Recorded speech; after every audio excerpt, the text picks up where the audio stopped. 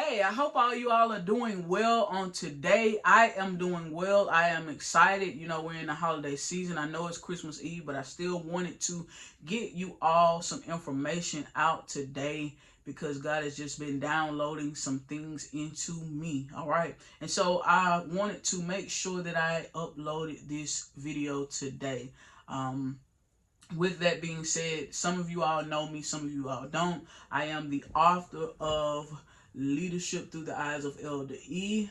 I published this book earlier in 2025, and it is a book that has been selling throughout the church sector, and there are people who are walking through the book as a base for leadership training and curriculum right now.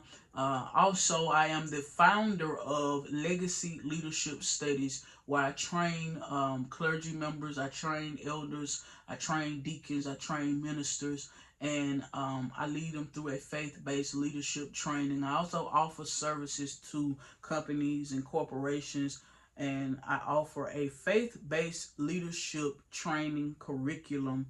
But with that being said, today I wanted to go ahead and make sure I gave you our first iteration of Elder E's Leadership Corner. And what we're going to be focusing on within the Leadership Corner is I'll pick a topic about once a week, and I will focus on speaking on that topic for about 7 to 15 minutes, just depending on what the topic is and how much information that I have to give on that particular topic, or how much insight I have to give on that particular topic. Today in Elder E's Leadership Corner, we want to focus on the importance of communication, effective communication. All right, we want to talk about communication. Now, the reason why we want to talk about communication is because it is something that is very, very important within leadership. It is something that we got to make sure that we continue on making sure we worry about that, right? We got to make sure that we worry about communication. There's a lot of things that as leaders we put at the top of the list that communication, we may not have it on the list, you know, as far as some things that are really necessary within leadership. All right, so I want to focus on communication today. First thing I want to say about communication is that communication is a chain, not a suggestion. It is a chain, not a suggestion. What do I mean by that? It's a chain. It's something that is there regardless of how important we realize it is or isn't. Regardless of how important we think it is or isn't. It's still there. It's a chain that's still there. And it is a chain that will affect things down chain if we don't communicate from the top of the chain, or depending on how we communicate from the top of the chain. So it's a chain, not a suggestion. It is there whether we choose to participate positively, effectively, or not, right? It's still there. It's not a suggestion. It's a chain. It's still there. It's not just something that you can turn on and off. When you decide you don't want to communicate, you will receive consequences. You will see the blowback within your organization, whether it's a company, whether it's a church. One of the most overlooked leadership skills is, in fact, communication. Yet, it is one of the most powerful forces shaping organizational culture for the better or for worse. Understand? So, it will affect your organization for the better or for worse. You gotta recognize how important leadership is. We gotta recognize how important leadership is, leadership communication, and how important it is for us as leaders to communicate well. All right. Now, we gotta remember this part. It does not matter what type of organization you're in. Whether you are running a nonprofit organization such as a church, you know, or you're running a company. If a CEO is unclear to the managers, right? If a CEO is unclear to the managers, then the managers will be unclear to the supervisors. And the supervisors will in turn be unclear to the frontline employees. This is going to create an issue. And it's the same thing within the church and other nonprofit organizations. If pastors or senior leaders are unclear in instructions, then ministers and deacons will receive unclear instructions. And then the ushers and all these other sub-department heads and stuff, they will receive unclear information, and it will result in a fragmented direction. What do I mean by that? People will receive unclear messages.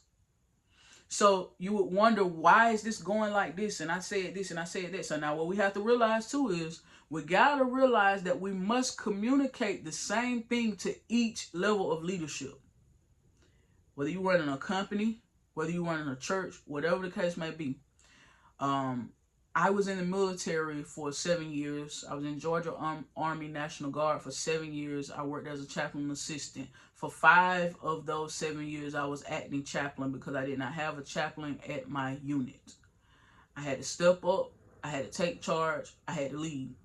I had people's lives in my hand and people's spiritual lives in my hand. There was times that there would be somebody call me that was suicidal. I had a responsibility to look after people, to pray for people, things of that nature. I had a responsibility to plan religious services and things like that. I had a responsibility to schedule counseling sessions with people, and people would be able to talk to me. And I had to make sure I also maintain integrity and not communicate the things that they had communicated to me.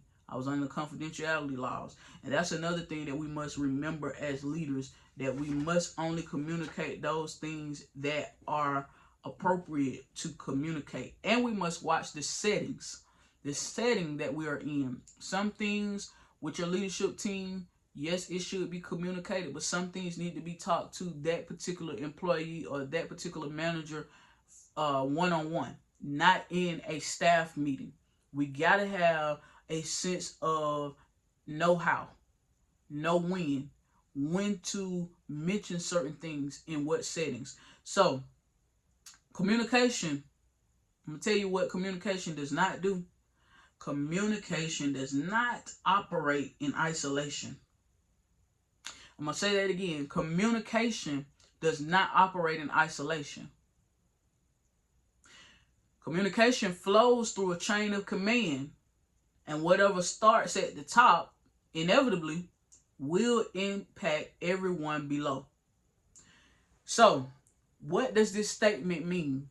Communication does not operate in isolation. A lot of things, we want to just do it how we want to do it, especially when we're in leadership positions, especially when we own a company, we're running our cleaning service, we're running our leadership academy, we're running our security company, whatever type of business we have. We are the CEO. We want to run it how we want to run it, right? And I'm not saying nothing is wrong with that, but certain leaders, key leaders, need to know certain stuff. Communication does not operate in isolation when you're the only one that knows what's going on. If there's certain things that can't operate without a certain leader that's in charge of a certain area, then that person may need to know if it's something related to that area. This is why you delegate things. And a lot of times, some of us have businesses that we started from the ground up. And when it's a company that you started from the ground up, what you do is sometimes become nervous. You become nervous based on the fact that I started it from the ground up, and I am afraid to allow anybody to possibly mess up what I have built. But sometimes organizations get so big that you have to allow yourself to delegate responsibilities to other people. Now, we must remember that when we're unclear from the top, from key leadership, when executive leadership is unclear, by the time instructions reach the front line, the people who actually work the vision. See, in business, that CEO casts vision. There are people below that CEO that actually walks out that vision, right? In a church, the pastor casts vision. There's one vision in the house. The pastor casts vision. There are people, there are ministers, there are deacons, there's ushers, there's leaders, there are other pastors that may be associate pastors, that may be deacons in training, ministers in training, that are helping that pastor carry out that vision. But when we don't communicate clearly at the top on your executive board, what happens is by the time instructions reach the front line, confusion has replaced clarity and productivity begins to suffer. So what I mean by that is, if you're running a company and you got a company that's big enough to have managers, supervisors, and then employees that work the front lines after those people, right? If you communicate one thing to the managers, but the managers don't communicate that same thing to the supervisors, by the time it get to the employees, everything has gotten lost. So what began as a small communication gap at the top becomes a system-wide breakdown. All right. Now, side note, that's not in my notes, but I want to give you a side note that's not there. Side note, in leadership, you got to watch who you're receiving advice from. No, this ain't what we're talking about today, but it's going to tie in. I'm going to show you how. What began as a small communication gap at the top becomes a system-wide breakdown. Watch who you're receiving advice from. Sometimes you have a pastor or you have a leader, a CEO of a company that is receiving advice from someone who's never owned a company, who does not, participate in the arena that you participate in, right? You're receiving advice from someone who don't have the experience you have in ministry. When you receive advice from somebody, let me talk to the pastors right quick. When you receive advice from somebody in ministry, do they have the experience you have in ministry? Have they been a pastor before? If they've not been a pastor before, have they worked in ministry on executive level right under a pastor?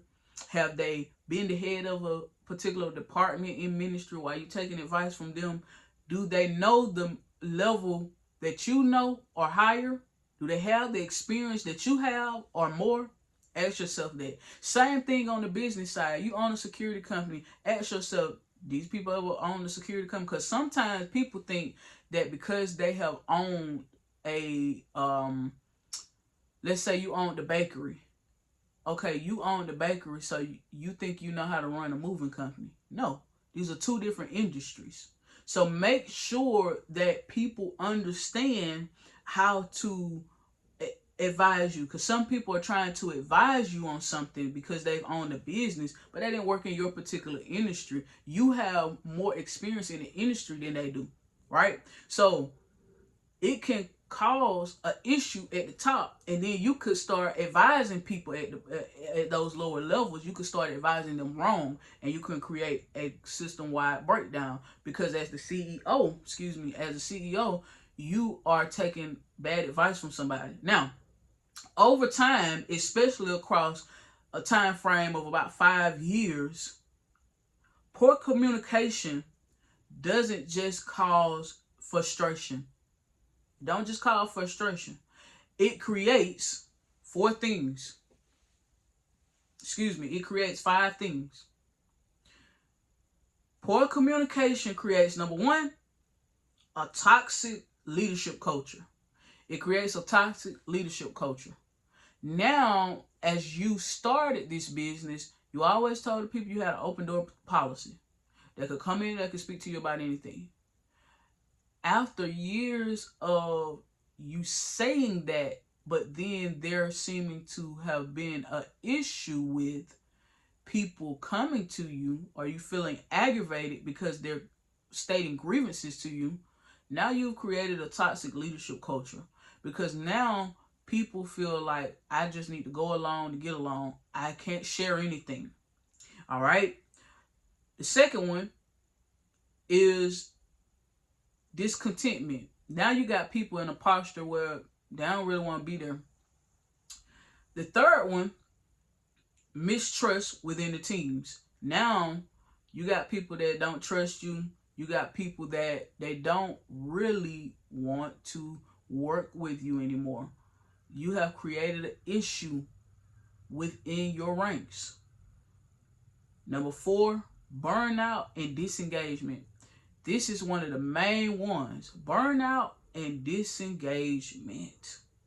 Number 5, people leaving not because they lack vision, but because they lack clarity. Now, on jobs that I worked while I was out in the workforce and in the civilian sector, even when I was in the military, I would see people that want to transfer units.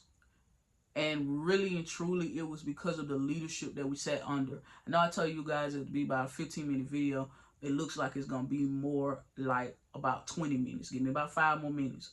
But, and on jobs that I worked, I began to see leaders that didn't have good communication skills. I began to see on those jobs I worked under those type of leaders, those particular jobs had what they call in the workforce a high turnover rate. You have a high turnover rate when you're not able to communicate and treat people well. All right. Now, here's the truth about this situation. People can endure hard work. People can endure hard work, but they struggle to endure confusion. When there's a lot of confusion in your church, when there's a lot of confusion in your company, in your organization, your nonprofit organization, it makes people lose heart in what they're doing. Now, and a lot of times, the vision has gotten lost.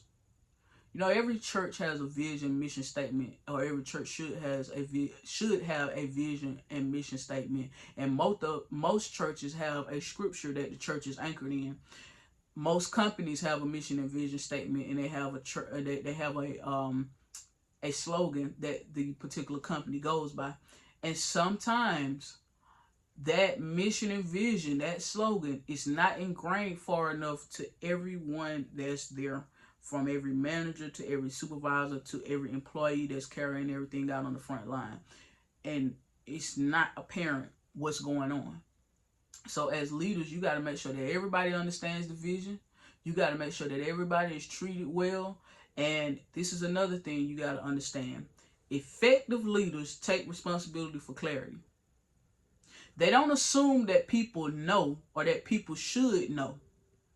They communicate intentionally, consistently, and repeatedly. You understand? Effective leaders take responsibility for clarity. So they don't take the posture of blaming those who sit in lower seats than them. You don't play the blame game because you're the leader. So as the leader, you got to take accountability. You got to take accountability and responsibility for how things end up going. A strong leader asks certain questions. One question a strong leader asks is, was the instructions clear?